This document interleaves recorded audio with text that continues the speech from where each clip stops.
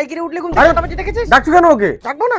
ঘুমো। আর কখন উঠবে? 10টা বাজে। 10টা বাজে, মাত্র 10টা বাজে, সারা রাত জেগে মোবাইল টিপেছে কষ্ট করে।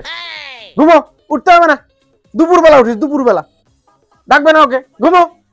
এ বাবা, 6টা বাজে উঠে পড়েছিস ঘুম থেকে?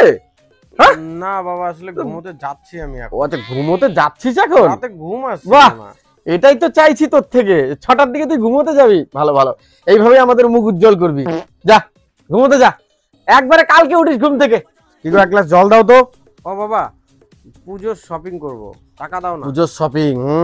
পুজো তো এসে গেল, হ্যাঁ শপিং তো করতে হবে। পড়াশোনা করি আর না করি না।